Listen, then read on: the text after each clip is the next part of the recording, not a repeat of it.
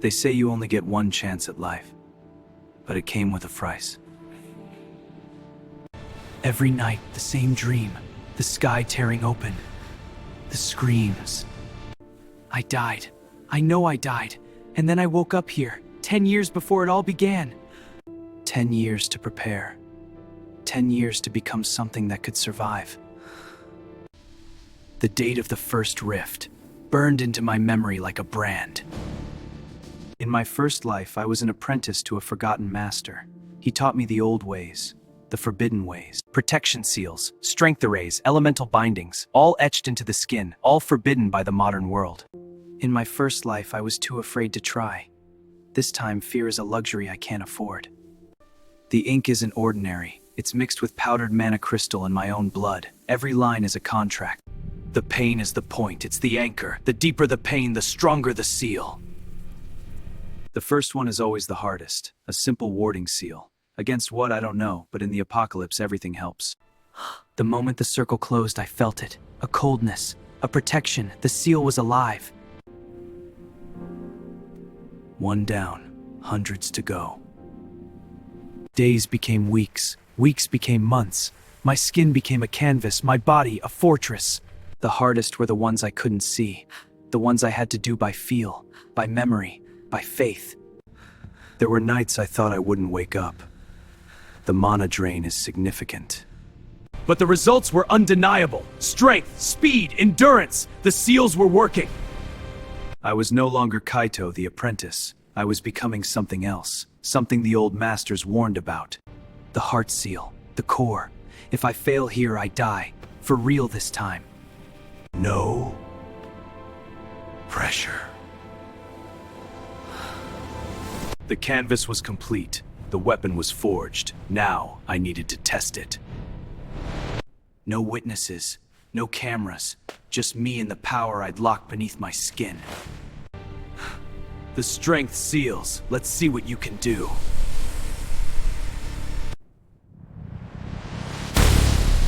Note to self, that's a lot. Reinforcement seals. Skin like steel, bones like alloy. Agility seals.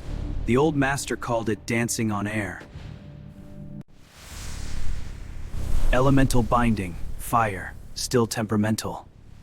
Ice. The seals are balanced. Light and dark. Fire and ice. The barrier seal. The one I almost died for. Worth it. I was ready. Or so I thought. The hardest part was the waiting. Watching people live their normal lives, knowing what was coming. I tried to find joy in the small things, but the countdown never stopped in my head. I had to hide. The world wasn't ready for someone like me, and if they dissection, I'd never make it to the rift. Rift in my first life. I wondered, would he be proud or horrified? He taught me to create. I was building a weapon. But for what? Survival or something darker? The red sky. It was getting closer. Faster than I remembered. Then the announcements came. Atmospheric anomaly. Do not panic. But I knew it was time. No more hiding. No more waiting. The rift opened. Just like before. But this time I was ready. Let them come. The void spawn. Hungry, mindless, endless. Get back! Instinct took over. I wasn't thinking, I was just moving. They're weak to concentrated energy. The seals provide. Yeah! I was a one-man army, but there were thousands of them. Fire for the swarm, ice for the large ones. I'd never used them in real combat. The barrier held. Mostly, I felt that one. This was just the beginning. The first wave. I fought for 3 days straight. No sleep, no food, just the seals burning through my life force. The seals drain me. Every blast, every reinforcement takes a piece of my soul. The survivors didn't know what to make of me. A monster? A savior? Both? Angel. A child called me an angel. If only he knew what it cost to wear these wings.